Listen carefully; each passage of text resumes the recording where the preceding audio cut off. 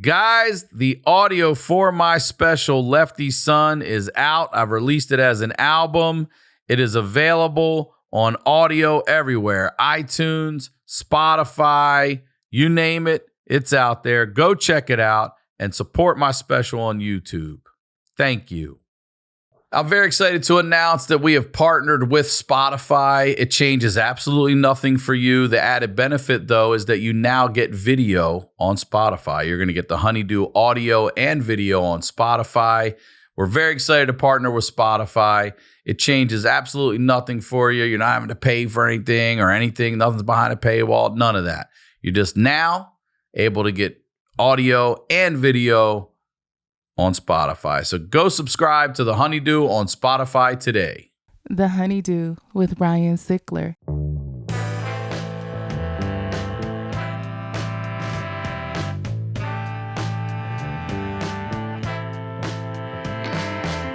Welcome back to the HoneyDew, y'all. We're over here doing it in the Night Pants Studios. I am Ryan Sickler, ryansickler.com, Ryan Sickler on all your social media. And I want to say thank you. Thank you to everybody that supports this show, however you support this show. If you're listening, if you're watching, whether you're new here or whether you've been here or whether you go back to the feast, thank you for you supporting me.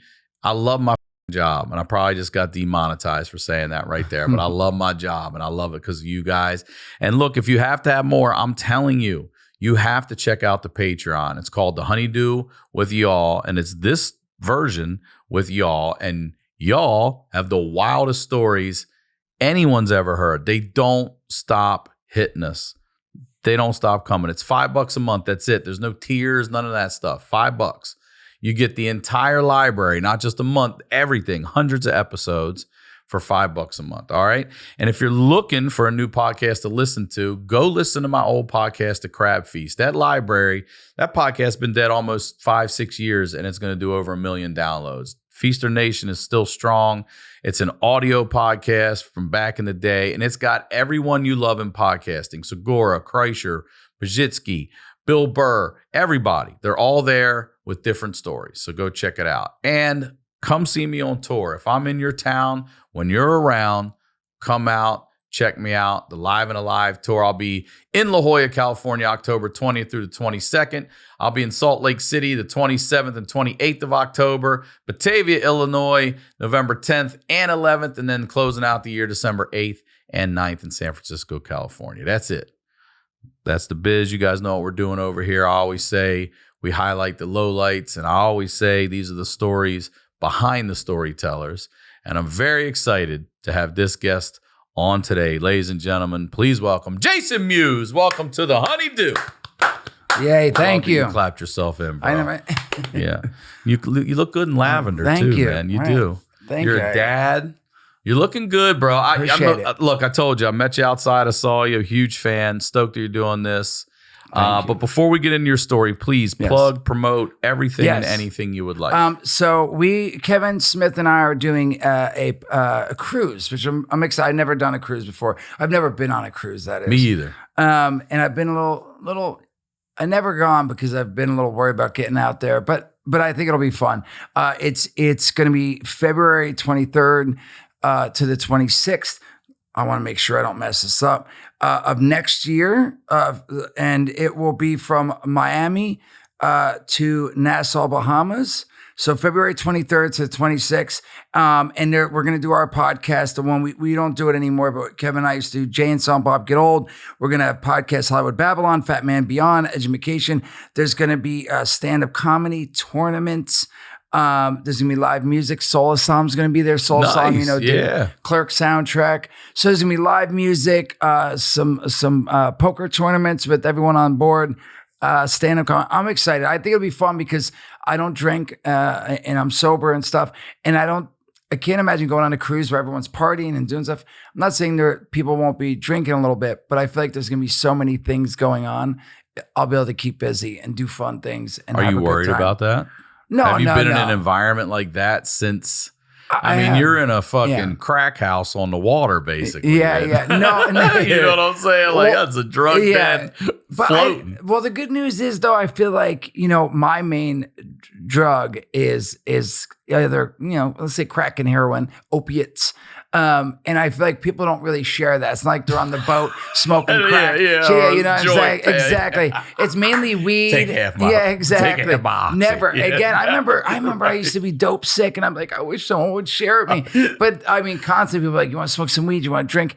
But again, and I like those, but I don't crave them, and I don't like. It's not hard to be like, I can't get there, because if I start that, then I'm going to get to the other. Now, let me ask you this, because if you're an addict, I'm just curious how that crosses, because we're going to get into this. Yeah. But gambling, you said, was going to be on the boat. Do you have? Because I'm not an addict when it comes to gambling. I don't go online. But when I go to Vegas, my ego is like, we can win. We can do it. I'm like, no, we can't. But I'll go way more than I should if I'm there. I've been good. If I'm there. I've been, I have this thing where it's like, don't get me wrong, there's been a few times where I feel like I'll keep buying in, or if I'm playing blackjack, I'll buy in. But I feel like 300 is usually my limit. And I think that I've gotten the most I've lost is maybe 1,000. And then I like hit it. I was like, that's it. I can't lose more. So, and it bugs me enough that I can stop. Like, again, so I'm not worried about that. And I don't, and on the boat, we're going to be doing more of a tournament. I think we're going to be doing like prizes and stuff. So I feel like tournaments are definitely more fun. You could buy in a couple times.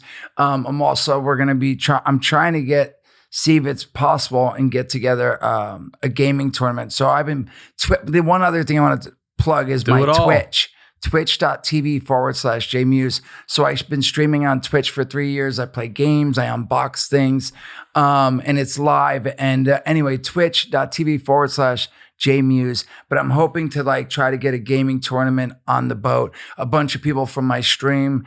I don't have a whole lot, but I have a couple hundred people each time I sign on that watch live and stuff. And a bunch of them are coming on the cruise. So I'm hoping to get that together. But I don't know. It'll be fun. So, but yeah, the cruise is February 23rd, 26th, and it'll be fun. So come. I think it'll be great. Jason Lee, it will be there. Ethan Suplee, Don Tambrandel, which is Brian O'Holler and Jeff Anderson from Clerks, and Clerks 2 and Clerks 3, whatever. But yeah, it's going to be a blast. Yeah. So it'll be fun. Well, let's talk about your life a little and how you got here, clean and sober and everything, because it starts in Jersey. I know you're a Jersey guy.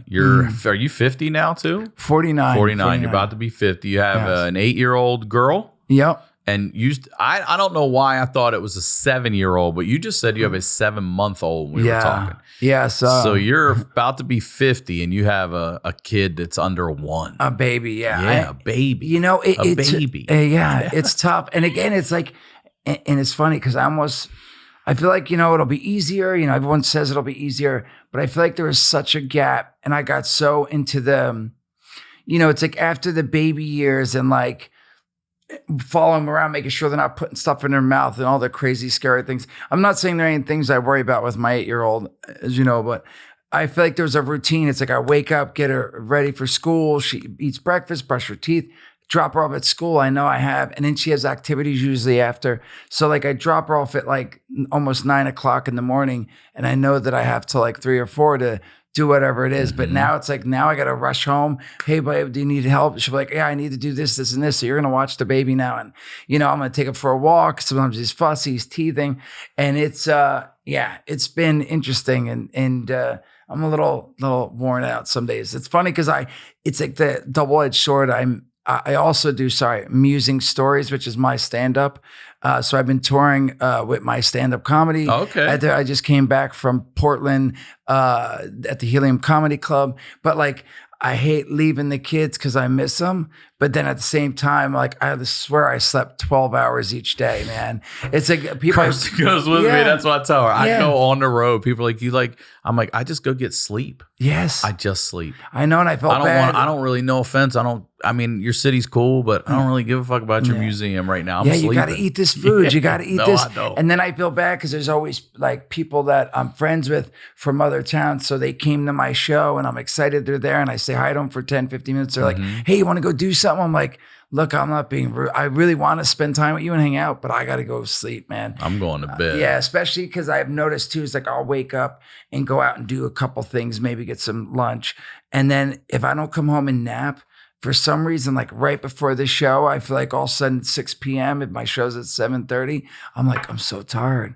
So now I've learned, like, even if I go do stuff, I'm going back to nap. I'm going to go lay down at 1, nap till 4 or 5. And it's like taking naps and stuff. So it's interesting. You're fucking speaking to my heart. That's right? me. You get in late, I sleep. I'm like, God, it's 12. I take my time getting up, go out, get a little bite to eat, try to take a nap, or at least hit the gym if I can. And then, yes, try to get in the zone. Yeah. That's a lot. It's not the same as back in the day when I'm like, yeah, I'll meet you here and we'll stay out till 2. And then, oh, you want to go to this place? And, it's. So can I ask you a personal question? Yeah, you do not have please to answer this. Is your new baby, was it intentional, or were you was it an accident? 100%. Okay, so you wanted to do this. Yeah, thank goodness both of them were, well, not thank goodness, but I feel like we were just a little more prepared. Both of them were planned. When I hit 40 almost, it was almost my 40th birthday or what have you. My wife is 13 years younger than me.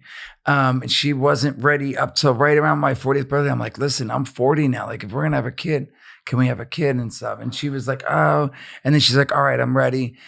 Thank goodness. We were like, all right, let's start trying. I'm ovulating. 2 months into it, 3 months, we were pregnant. And that was our first one. And then, 7 years or whatever it is later, she's like, I'm hitting 35, which I didn't know until we started trying with this new one. They're like, say it. Yeah, she's like, I'm going to be geriatric to have a baby. I'm like, wait, what do you mean? You're 35? Like, I just learned this too on here. I'm like, that's an ice cold 35 to call it geriatric pregnancy. Yeah. Because we had one, and I don't remember them saying, maybe I just don't remember it, but I don't remember them using that term. I feel like we were not an elderly or advanced or something like that. I feel like I would have been like geriatric, because my daughter's mother was 40 when she was born, 39 when she got pregnant. I was 41. Yeah. And we're well over into a geriatric pregnancy. And it's not, 35 was the number. And I was like, that's so interesting. But she knew, and she's like, I think if we're going to do it, we should do it now. And I was like, are you sure? Like, I'm going to be getting 49 and stuff. And she was like, yeah, like, I really want one and stuff. I was like, all right, let's do it. And, this one was a little bit longer. Like, she even got worried at one point. It was like 5 months in, 6 months. We still weren't there yet. And then, we started doing some funny little things she read on the internet. Like, I hold her by her ankles upside down, trying to shake change from her pockets, trying to let gravity take effect and stuff. But after about 6 months, so both were planned. And it's funny though, she was just saying yesterday, which she might get mad. My wife's funny because she thinks I'm funny, but not everything I do is funny. But hopefully she don't get mad at me saying this. But like 2 nights ago, we made love, and she's still breastfeeding, but the doc said, look, man, you're at the months where like it could happen, even though you haven't had your period, menstrual cycle, you can get pregnant. And so we've been being careful about that. But last night I wasn't, or the night before, I wasn't careful. And she's like, do you want to have a third baby? And I was like, oh, I don't know. I was like, but don't stress about it. I was like, I don't think my swimmers are that strong, right now. And so who knows? They're strong enough. You're just 50 and you're having a baby, basically. And you never know. But I'm just saying, like, I tell her, I'm like, I don't think I'd hate it. Again, I love my kids and it's such a beautiful thing, but it would be a lot. But I'm like, we're trying not to have a third. But she was like, can you imagine having a third? I know sometimes I'm on the plane, man. I'll see a husband and wife come on with like 4 or 5 kids. And I'm just like, how do they, and they're all like, 3, 5, 8, like they're all close. Anyway, but it's these people actually loved each other and put some thought and time behind it's family planning. So it is. It's a great thing. And again, I'm a little tired, but it is. Again, having a boy and a girl, it's been awesome. So, the childhood you're giving your kids is already way different than yours. So let's talk about that. You're from Jersey, and you never knew your biological father? Yeah, no. So I have a brother and sister. From him as well? No, so we all have different fathers. Okay. And me and my sister never met all three of us really never met our fathers. But my brother, he's the oldest. He's 8 years older than me. My sister's 4 years older than me. But my brother got to meet his dad once. So my mom was a dope fiend. She sold drugs. She used drugs. She wound up dying from AIDS. Oh, man. Yeah, from How old was she? She was 53. 53, yeah. So how old were you when that happened? Oh, I forgot. I was just looking at something the other day. She would have been 70 something. So it was like 20 something years ago. I was in my 25, I think. Okay. Matter of fact, I know it was right after Jam Bob Strikes Back, which was 2001. Okay. Because I remember we came back from shooting the movie. And I took care of her for a little bit and she passed away. And then I went like on a spa. I was sober. So you did get to see her? Yeah, I did get to come home, take care of her for a little bit. And then she passed. And then like I went on a real bender then. And that's sort of when around the first time I got sober-ish for like 4 years. And, so your mom has 3 children, 3 different men. Yes. And the only one that even gave a shit for 1 second was your oldest brother's dad. Yeah.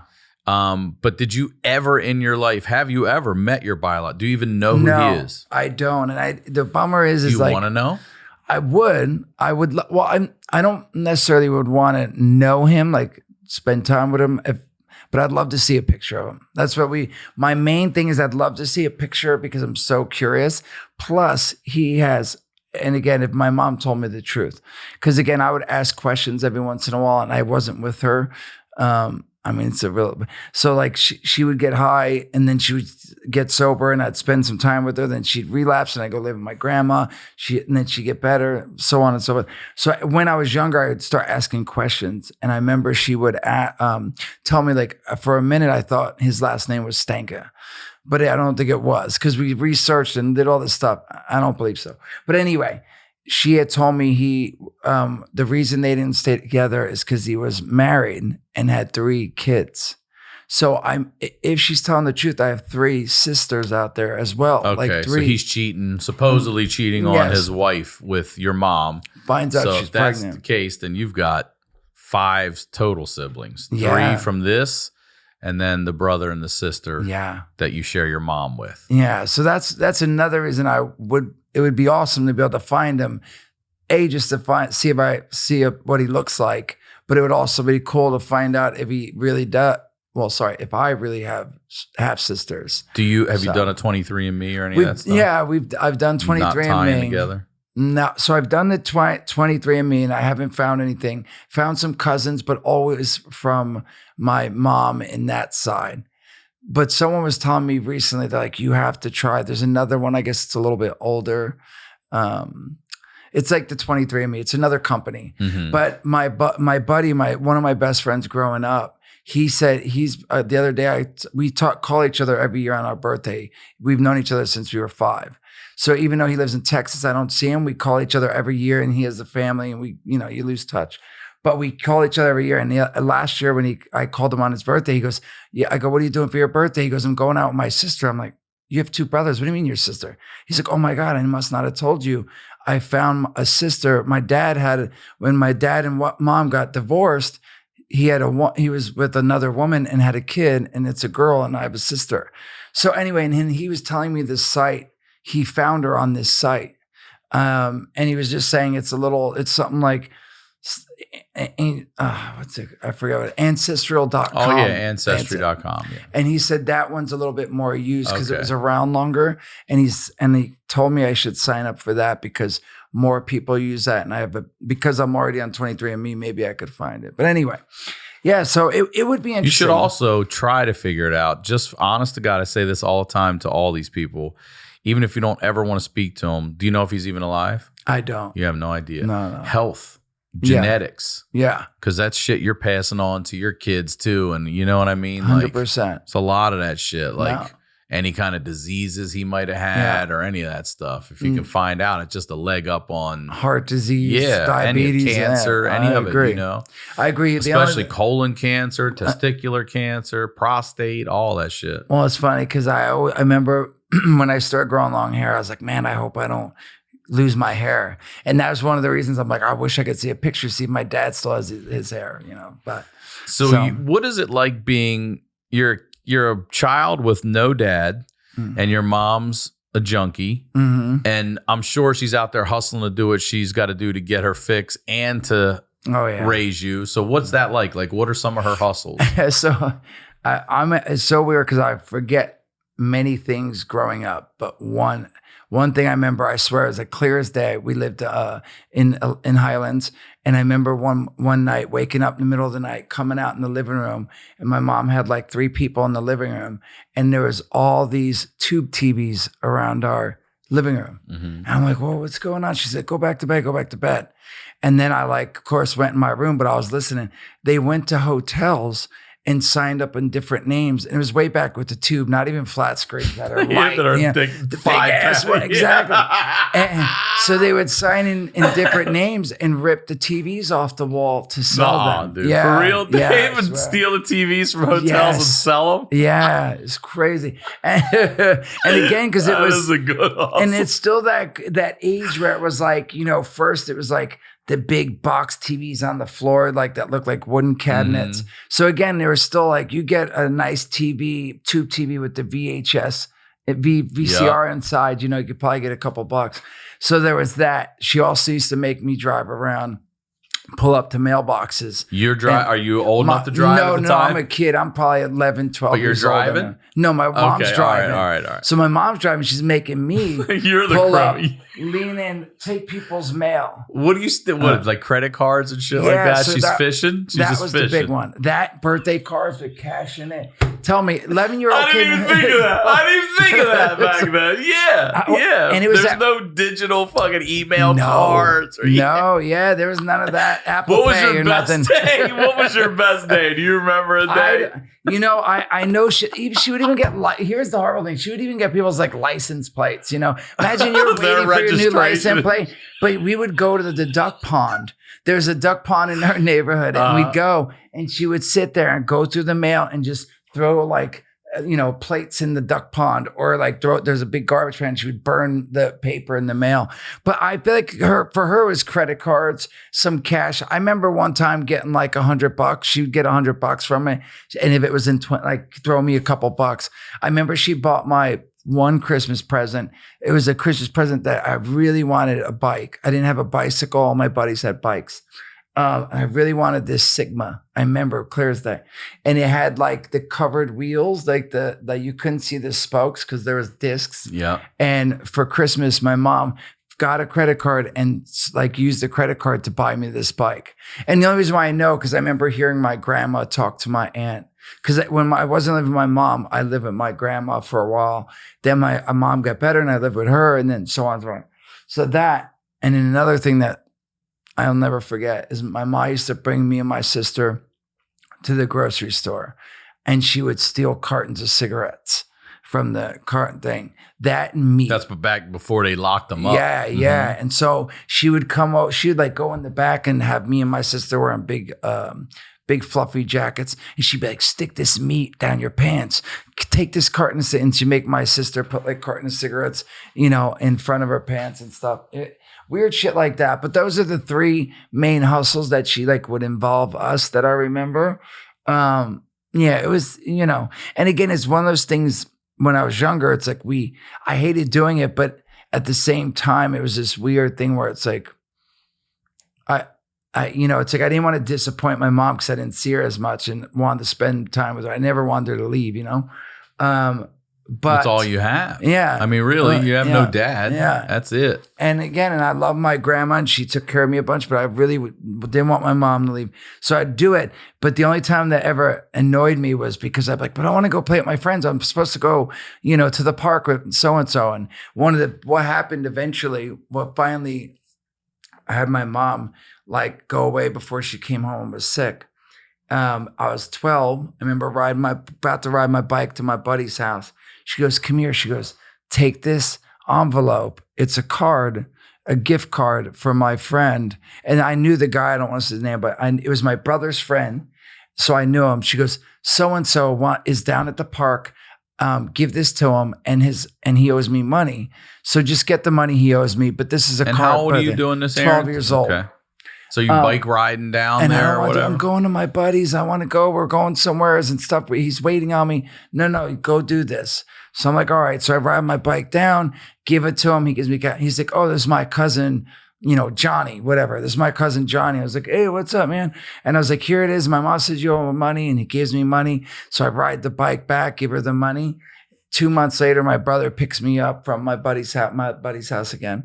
Says we got to take a ride. And then we take a ride, and she says, listen, do you remember going to the beach and meeting so-and-so? I was like, yeah, I remember that. She goes, that envelope was filled with heroin, and you sold drugs to him and an undercover cop. The cousin Johnny was an undercover cop. So they want to press charges for you selling drugs. I was like, no way. I was like, I didn't know and stuff. So I remember my mom found out, disappeared. We didn't hear from her for about 6 months. And then finally she calls to check in. They say, my grandma's like, look, they're going to charge him with this, 12 years old, if you don't turn yourself in. They really were going to try?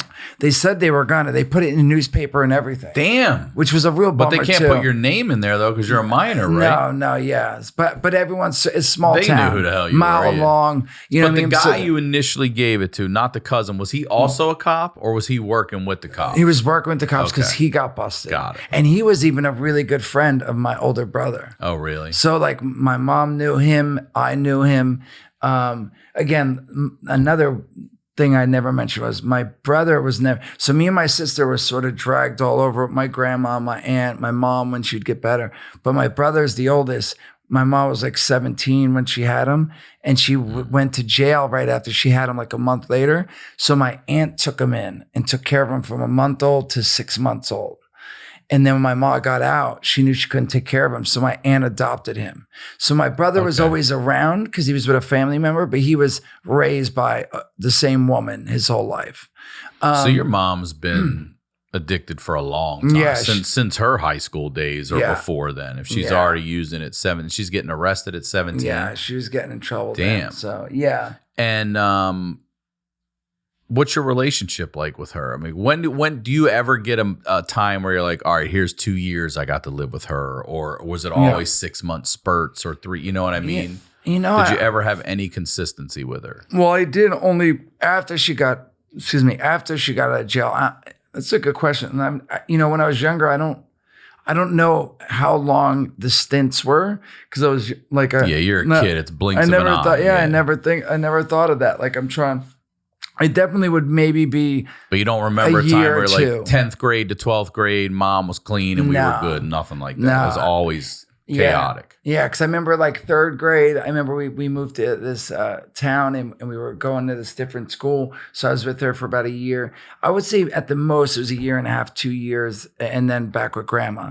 And that's what I wanted to years. ask you. Yeah. I was wondering if, even though you're moving around this area, it's a smaller area, you're always maintaining the same school with the same friends, or are you having to meet new people a lot? No, same school for the most part, except for 1 year in 3rd grade. I went to a different school in this town called Kingsburg. So I went there for 1 year, but for the most part, it was all Highlands. So your only consistency really was your educational system and those people you went to school with. Yeah.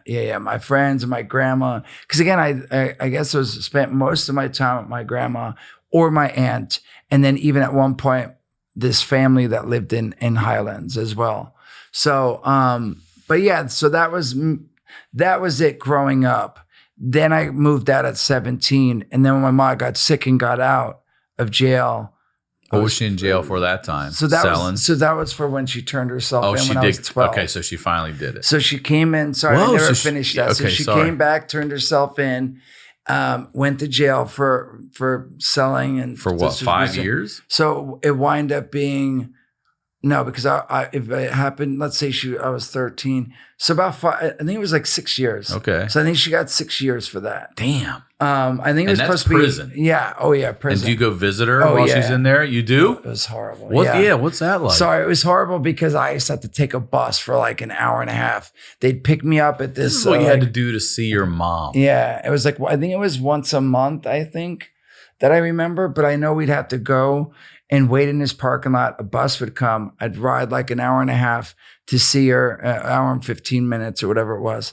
And spend time with her. The only thing that is funny, because I had a picture and I don't have it anymore, but I remember one year I got to see her for Christmas, and it was literally a bunch of women, and like there's one woman dressed as Santa Claus, and like you see little Jason Mewes like sitting in between like this a bunch of women and women prisoners. Yeah. Oh my God, it was. I wish you could find that picture, dude. That's classic. It's such a it's so sad. It would be awesome. I know. I wish I had it because I would love to post that. Right.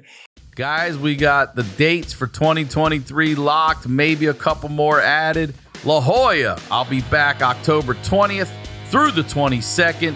Salt Lake City, finally coming back October 27th and the 28th. Hoping to see y'all out there. Batavia, Illinois, my first time going there. Very excited, coming on November 10th and November 11th. And San Francisco to close out the year at Cobb's. Cannot wait to get back to one of my favorite cities in the country. December 8th and 9th.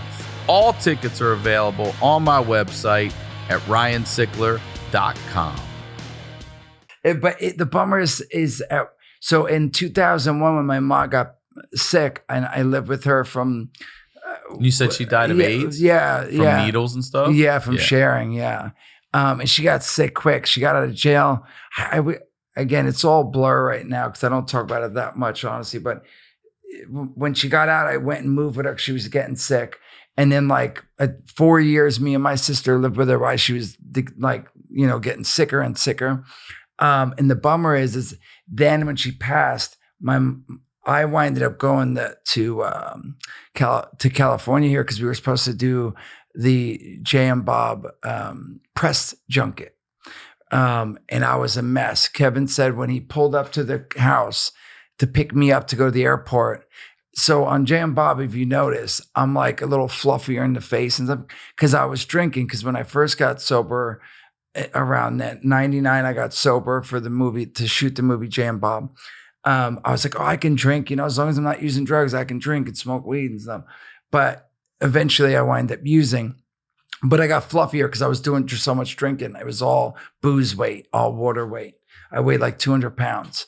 And then when my mom, so Kevin dropped me off my house and whatever it was, like 2 months later. So my mom passes away like a month later. Then I go on this bender for like a month or 2 months.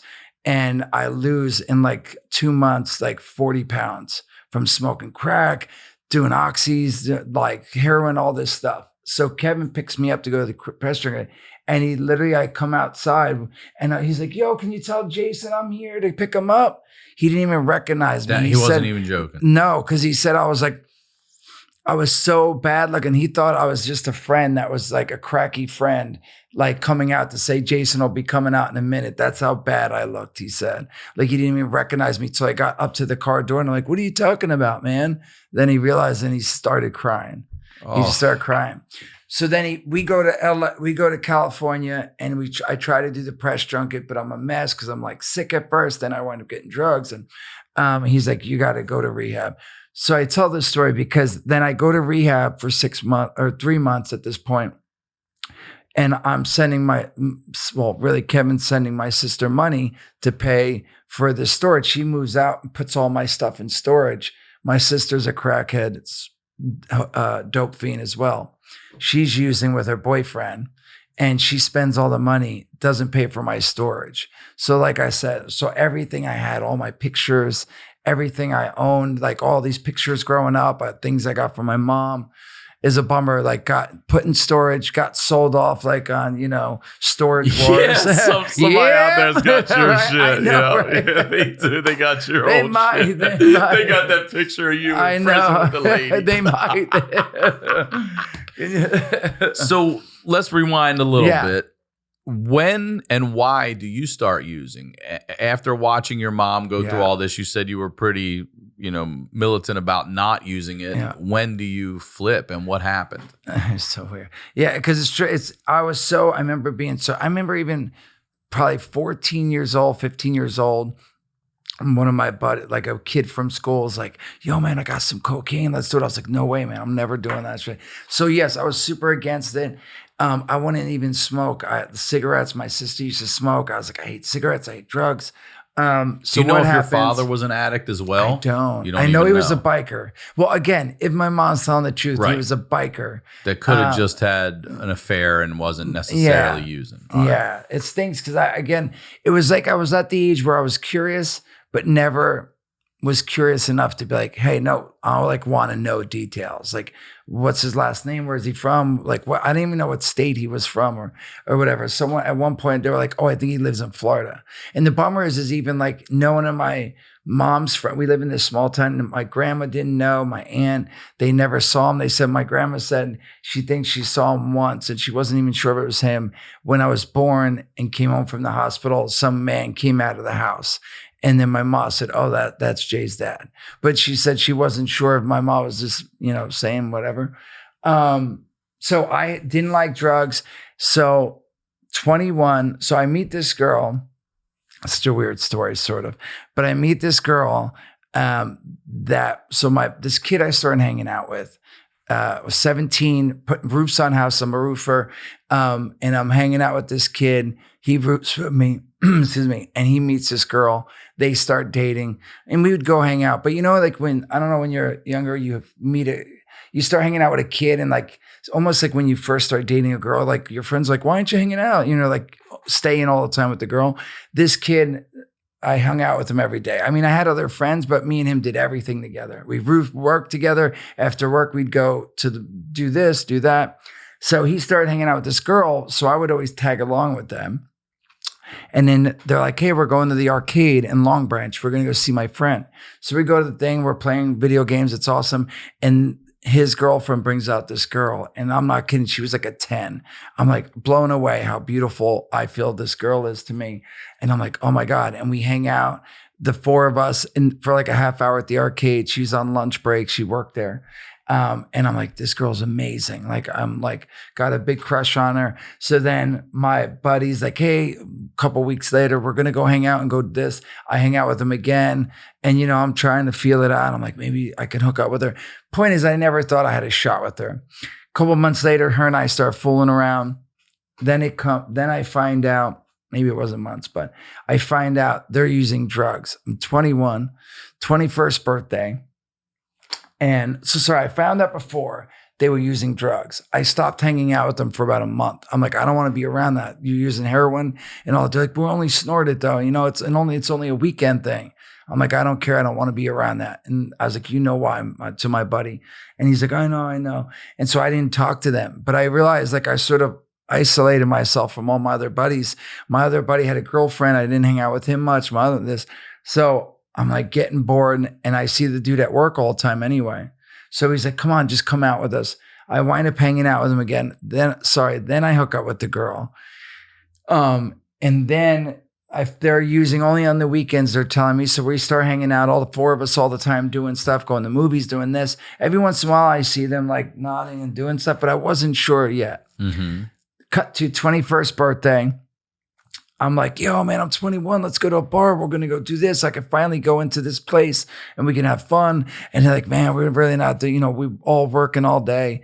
We're going to go to her house, my buddy's girlfriend's house, to go watch a movie. Just come watch a movie, the four of us. I was like, all right, we'll get a couple beers. So we get like a 12 pack. We go there. And then all of a sudden they go in the bathroom, they disappear and they come out and they're all like, and I'm like, dude, this isn't fun. I'm drinking like 3 beers. I start getting a little buzz. I'm like, you guys, I thought we were going to do something, have fun. Long story short. So then they're like, you don't understand. You don't know what it's like. I'm like, I don't understand. I see you guys nodding out, dropping cigarettes on the ground, burning the rug and stuff. And like, you don't know how it feels. You don't get it. And more of just like, I'm going to prove it. Like you're full of crap. I don't give a crap. I was like, give me some. I was like, I'm going to do a little bit. And then after I hate it, I'm going to tell you that you're fools because that doesn't look fun to me.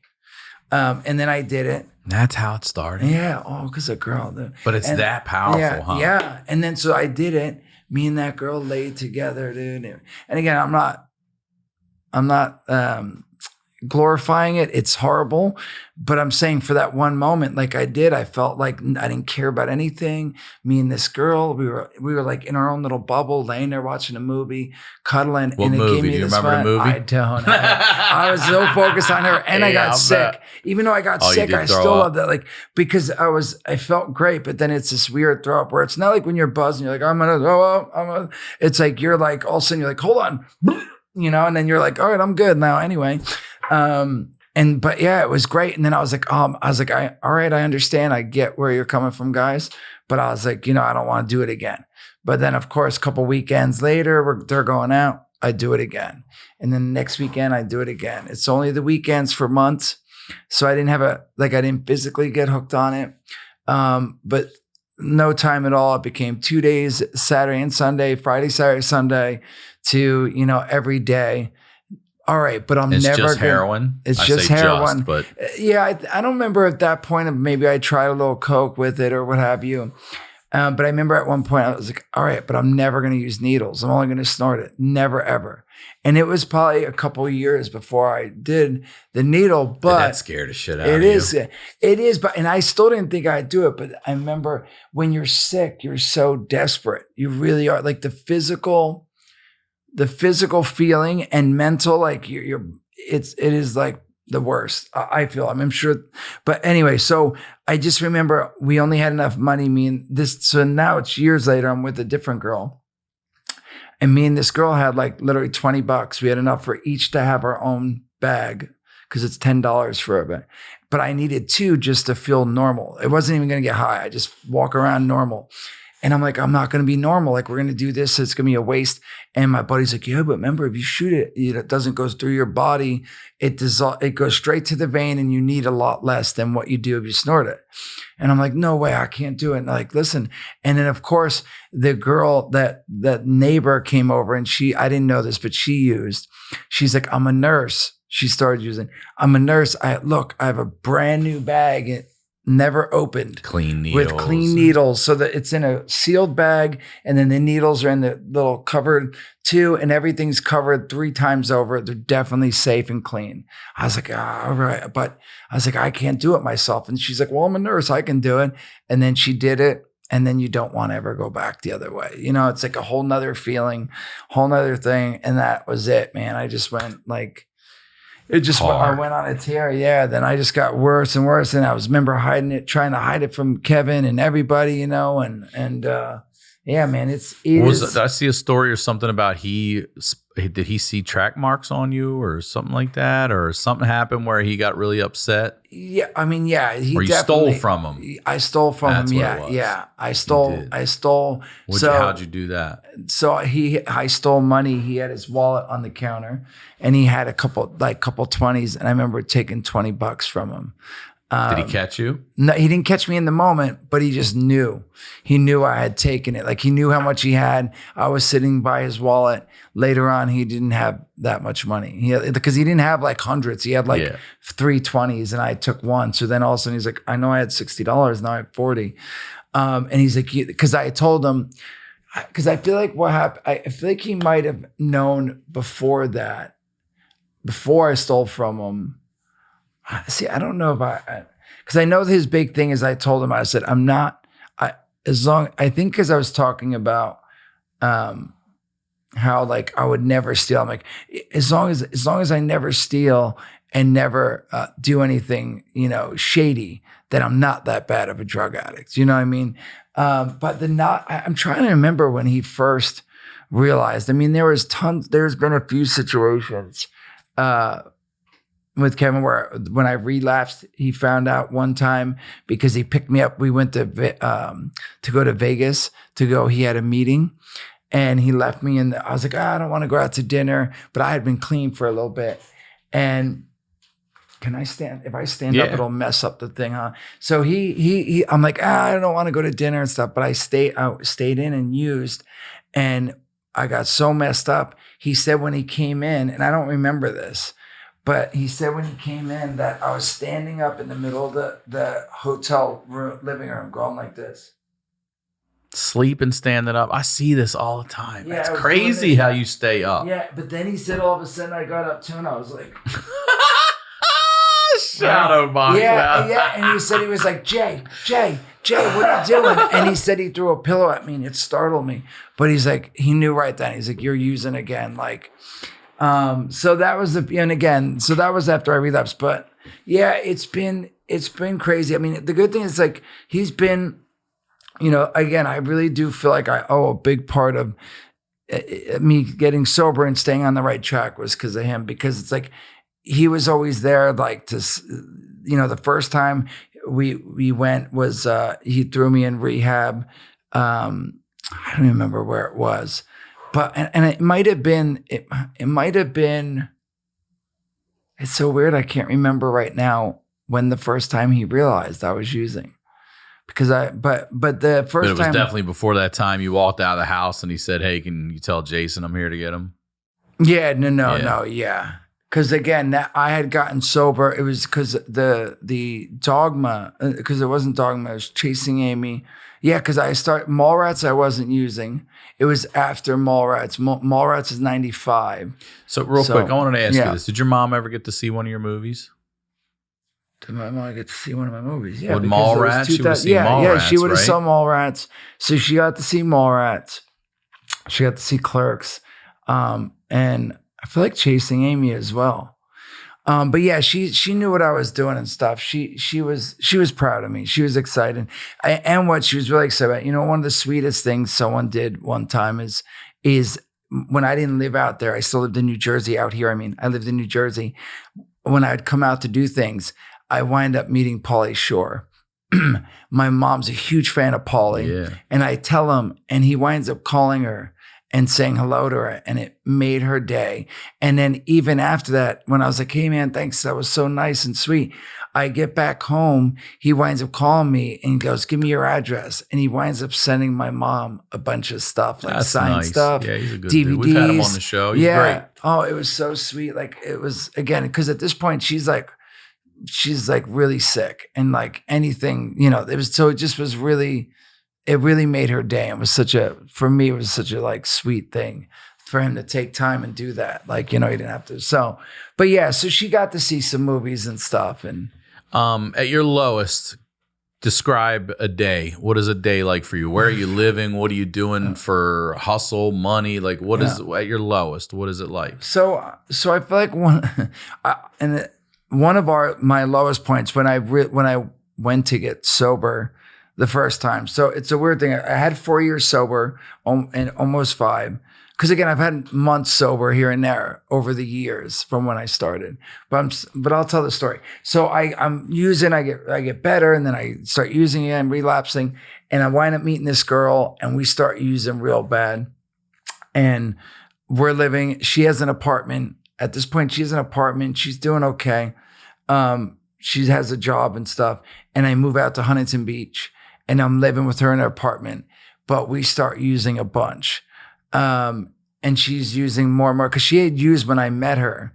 She even had the dealer, but she didn't have the money and didn't really have the drive to do it every day. She was doing it a lot, like every weekend almost. But her thing was speed too. She really liked speed more than anything. So then I started doing speed, which was crazy. But anyway, so you're going from down to up. Yeah. Yeah. So now I'm doing like speed, and then we do dope to come down, and then all this stuff. But we're living there. Months go by. We're getting worse and worse. I'm out of money. She's out of money. And our power gets shut off at the apartment. We're getting evicted, all that stuff. And it's Christmas time. So we're there in the dark at nighttime. We get up, this is so sad. We get up enough money to get a little bit of drugs. We go down to our dealer. And I remember we're going to all right, we're going to have enough drugs to feel better and maybe get a little bit high, maybe. But we're going to feel good for Christmas. But all of a sudden, I remember the dealer was like, you know what? It's Christmas. And he winds up giving us like double what we paid for. He gives us double it. And he's like, Merry Christmas. And I remember we're like, oh my God, this is the best Christmas present ever. We were so excited, which is so sad. Mm-hmm.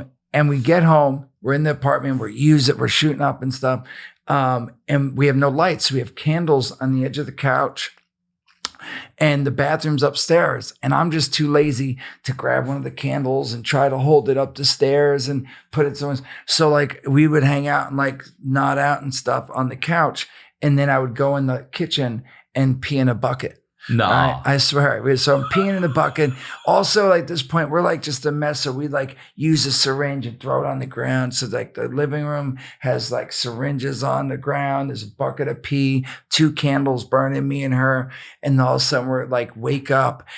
She winds up waking me. She goes, get up, get up. And I look and I can feel the heat on my face and the couch is on fire. Holy shit. The candle had burnt down to the bottom and set the couch on fire. And I'm like, oh, why my are we God. having, I mean, is it just because we're on drugs that we're putting candles on the edge of the couch in the first fucking place? Yeah, Okay, that's what you said. And there's no like nice, like we didn't even smart enough to put it on like a plate or something. You know what I mean? Just straight down. We got to be able to see what we're doing and stuff. And I'm like panicking. I'm like, I got to put it out. So I run over and grab the bucket of piss and throw a bucket of piss. Oh, nah, dude, you put a fire out with a bucket of piss. It's so nasty. And I just remember like, after we like go outside because it's smoking, we're like, the firemen are going to come, the cops probably, we're like panicking, we're going to get arrested. And when you're in an apartment complex? Yeah, we're in an apartment complex, Huntington Beach. And I'm like, I don't know what to do. So we wind up just getting a bunch of our stuff and we wind up getting out and our buddy says we can stay at his house. So my other buddy winds up coming up. I had this other friend who, he was a real good butt, but he was trying to get back home to where he lived. He was in California to try to see his daughter and get his self, you know, he wasn't a drug addict, but he just was like living in a different state. He went to Cali, got a job, was trying to get an apartment and get his life together. So his wife would girlfriend would let him see his daughter. He was a mess too, though. He kept losing jobs and stuff, but he had a car. He was better off than me. He had a little money saved. And then he goes, look, man, I'm going to go back home. He's like, if you want, you can drive with me. And then I had a warrant out for my arrest because at one point in 99, I got pulled over driving home from Newark, New Jersey to go home with heroin. We get pulled over because we get into an accident and we still go get drugs, come back home, and like literally 5 blocks from our house, the airbag went off. No. But we pushed the airbag back in. So Kevin ends up writing that in Clerks too. You know, there's a part where the guys come up and they're like, yo, man, where you been? And we're like, yo, we just did 6 months in rehab. We got pulled over for deployed airbag. Like Kevin winds up writing in his because Jay in Clerks 2 is sober, Jay and Bob are and stuff. But anyway, so we get pulled over for real because the front car is like halfway falling off. The bag like blew up, but like we pushed it back in so it was hanging out. And we're driving in, we get pulled over, and I'm like, oh my God, I should eat my drugs. I'm like, they're not going to search us. But they wind up searching us. We get arrested, and I get arrested for possession. And they release me ROR, and then I go to jail. I mean, I go to court, get probation, but then I wind up moving to California. And so I have a warrant out for skipping, for probation, and skipping the state, leaving state and stuff. So at this point, I wind up going to California and I get off. I'm even worse shape, and that fire happens. And my buddy's like, look, I have to go back home. And he lives in Rhode Island. And he's like, I will drive to Rhode Island. And then from there, we'll see if we can get home so you could turn yourself in. Because at that point, I feel like my bottom, like you said, that I'm like, I need to turn myself in because either they're going to put me in rehab or they're going to put me in jail, which I didn't want. But I was like, I just need something. What are the charges you're facing A right year. Now? A year. 1 year in jail, yeah. For possession of heroin. Yes, but then for possession, but more for, I guess that this... Was it a hit and run as well?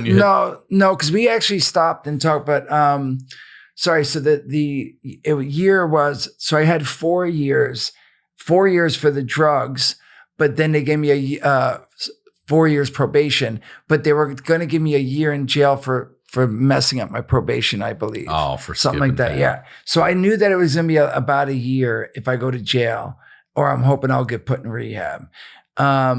And so we wind up, my buddy winds up letting me jump in the car and we drive to Rhode Island. And things just got worse. So we stopped in Tennessee. We meet some girls. We stay with them. Start shooting speed with this whole crew. And I'm like hanging out at this speed house, which was so crazy, man. It was such a weird thing. Like windows are blacked out with spray paint and people are DJing in separate rooms because they're staying up all night doing speed and people are cleaning in the kitchen. It was really weird. It was really weird. It was the opposite of the heroin. Yeah. But anyway, so I wind up turning myself in and I get 6 months in rehab. Luckily, I do 6 months. And then I got out. Kevin stuck around the whole time. He'd come visit me. He gave me at one point after 3 months, if you're doing good, you can get a job. And he had the View Askew, which was our comic book store. And then, we had our Jam Bob merch and stuff. And so I had a job at our store shipping stuff, which really wasn't. I'd just go hang, but I didn't help out and stuff. But it gave me something to do, and I got through the 6 months, and then I had almost 4 years at that point. But I got kidney stones. I stopped going to meetings, right? So after about 3 years, I stopped going to meetings. I'm good, I feel good. I mean, I was working out, and I was all feeling good and stuff, and I'm like, I don't need meetings really. But then I get kidney stones, and they're like, look, you're not going to pass the stone unless we give you a shot of Demerol and some painkillers because otherwise you're tense and it won't pass. And I'm like, I can't use painkillers. I'm an addict and stuff. And they're like, look, if you want it to pass, you got to get this shot. And I was like, all right, I'll be fine. Shot of Demerol, man. I got that feeling again, like I got when I was 21 with that girl. I was like, oh my goodness. And I'm like, all right, I'm fine now. I just got to take my prescription as prescribed, which lasted about 4 days. And then all of a sudden I'm counting by day 4, I'm like, take one every 3 to 6 hours. Right. So I'm like, it's almost 3 hours. It's almost 3 hours. By week 2, I'm like, oh, it's 2.5 hours. It's only 30 minutes shy. I'm not really relapsing. And then I took my whole bottle. And then I had a buddy who was like, hey man, how you doing? I'm like, I'm good, but I'm out of pain medicine. And my doctor won't give me more. And he's like, oh, I have a buddy who has, some extra, forget the name of them. It's been that long, which is great. It's not Vicodin. It's another one, but Percocets, not the Percocets. There's OxyContins. No, not that good. Because Vicodin is 750. Yeah. So there was another one in between, and I don't know how I'm blanking on it, and it don't matter. But I think it was like 10 milligrams of the codeine that's in it or whatever, and only like 500 or 350 of the Tylenol. So anyway. I think I have that acetaminophen. I've got that one. It's hydrocodone with Tylenol in it. Yes, I got that. But this is supposed to be better than Vicodin. Because if you take like 5 Vicodin, you're taking a whole lot of acetaminophen. Okay. But these other ones, they're the same really, but they're just a different name, and I can't believe I'm blanking on it. But anyway, so he winds up giving me some of them. Then he winds up giving me some, and I think it's prescription. But he's like, well, he actually sells them. You can get more. So I wind up getting more. And next thing you know, it's a year later. But a year later, I'm no lie, just to feel normal. Because in my head, I'm like, as long as I don't do heroin, I didn't really relapse, and I'm not that bad, right? As I was before, because I had almost 4 years. I was taking like 20 of these just to get. This is what I hear from everybody that does this show. It's like, your body really builds a tolerance. Because I feel like 20 Advil for me, I would throw up. Yeah. But over time, 20, some people are telling me 30. I'm like, a day? Yeah. Like, one every hour almost. Yeah. Well, I would do 20 at once in the morning. No. I swear. By the end, 20? I would take, I would take 5, drink 5, drink. I swear. I thought you meant over the course of the day. Oh, no. I was taking like, on a good day, if I had enough money, and the guy had enough, I was taking probably about 50. 50 a day? I swear, yeah. Is that eating through your stomach alone? Yeah, sometimes I would taste it through my liver. Like, it was weird. It was crazy. But yeah, it was a mess. Shit, it was bad. It was really bad. And so that was that time. And then it got really bad. And then I winded up going into, then I detoxed again. And then I winded up, and now, so I forget that little period. I forget how long it was. So I think it was a couple of weeks, got out. Started doing the podcast, Jam Bob Get Old, and after I had 3 months sober. Mm-hmm. And then we started counting, podcast. Kevin, I was like, Kevin started letting me hang around. He was really disappointed with me at this point.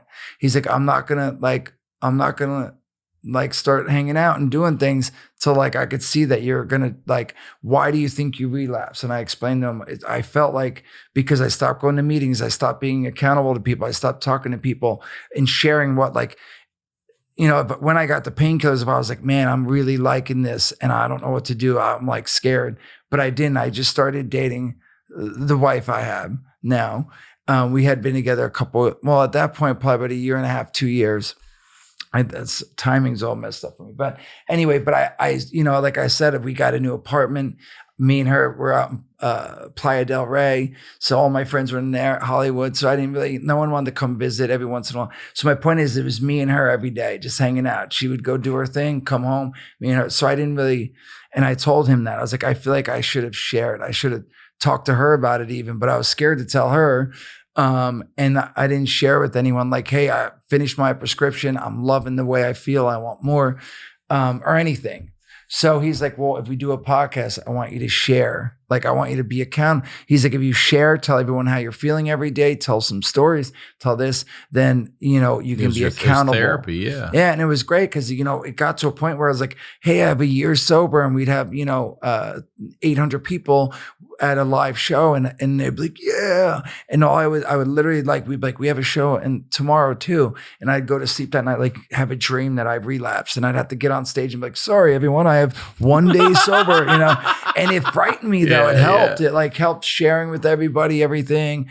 And then being accountable, like after time, if people start listening to podcasts online and stuff, I'd be in Starbucks and so on, be like, yo, I love the podcast. How many days sober you have, That's great. And right now, speaking of that, so today is September. So wait, it's July, August, September. To September right now? Yeah, so September 2nd was 13 years and 2 months. Damn, dude, congrats. Yeah. Thank you.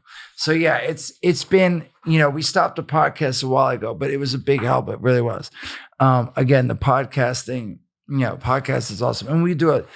So you were saying, I wanted to ask you something. Sorry. You were saying earlier, you do the show too. Do you do just standalone stand-up when you do your live shows, or do you do like a...